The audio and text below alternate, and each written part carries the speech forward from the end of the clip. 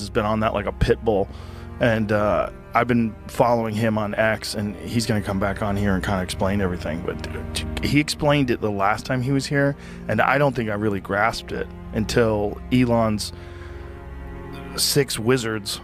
He brought in some young wizards to go in there and go over the books, and they are just finding crazy shit. It's great, and it's so interesting. I was listening to a left-wing podcast today.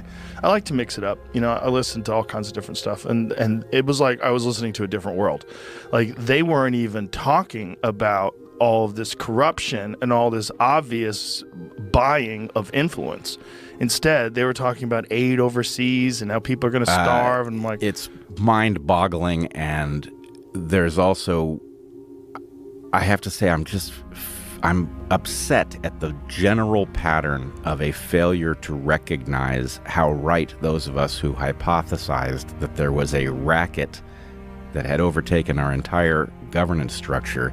We turn out to be absolutely right about this, and no one's going to mention it.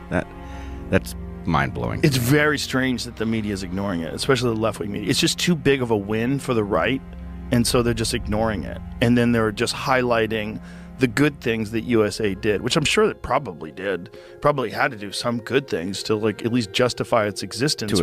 As a cover story, I'm not even sure. Maybe it doesn't change anything. Obviously, this was a mechanism used to funnel money to all sorts of things that we didn't vote on, that don't make sense in light of our constitutional structure.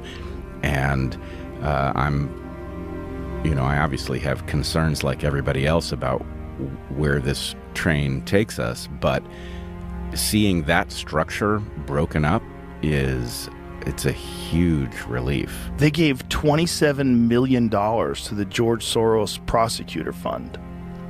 So our own government is funding this left-wing lunatic who is hiring the most insane prosecutors who are letting people out of jail who commit violent crimes. And that's exactly how this racket worked, is that the ability to tax the American public and then effectively get us to pay for being propagandized, for being surveilled, that's the game. And I don't know what era we currently live in. Obviously, there's a lot that's confusing about what the Trump administration is up to, but I don't think any reasonable person could be unhappy that we are exiting that era. I'm going to read off some of the things that this guy, Kanakota the Great, on Twitter listed.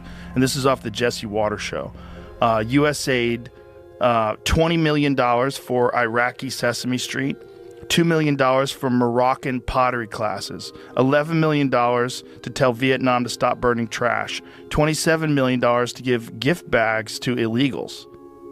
$27 million.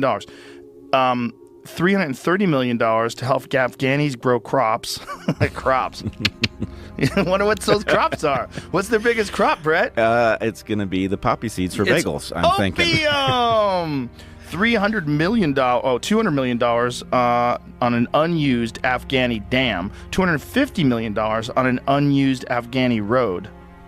This is wild. I mean, some of this stuff is really, really crazy. Well, yes, and, USAID is, of course, riddled through whatever international madness it is that caused us to open our southern border and facilitate an invasion through the Darien Gap. So, seeing that structure laid bare is... It almost feels like it can't be real. Like it can't have been this close to the surface, and yet here we are. They were spending, is this number correct? I think the number that I read was $600 million every 2 months to ship in illegals. Sounds right. I don't know the number offhand, but what the fuck? Well, you have to realize that basically we had a shadow apparatus functioning, and it involves all kinds of things. It involves payoffs to people who didn't deserve them. It involves contracting to entities that were necessary to get the work done.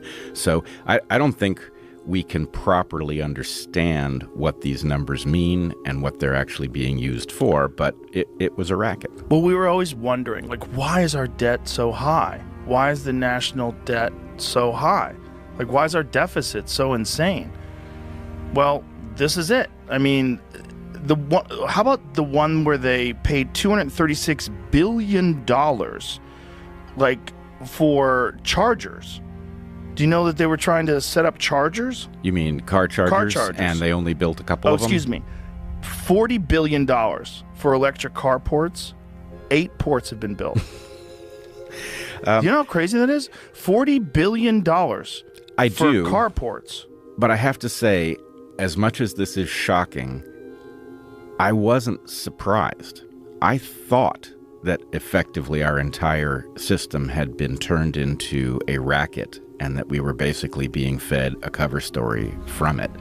And it's weird to now have the evidence of this, but I think it was apparent that whatever had taken over our system wasn't interested in the well-being of average people, that it was interested in the power of the state to take people's resources and redistribute them, and that really is what's been going on for most of our adult lives. And it's also important to note that this progressive, left-leaning, like radical left arm of the government, of the country, was manufactured. Yes. It's all manufactured. It's all manufactured and supported. It's not organic, which is really fascinating about the other side, because the other side, the reaction to it is organic. Like, say what you want about the Trump administration and what you think about him. That was an organic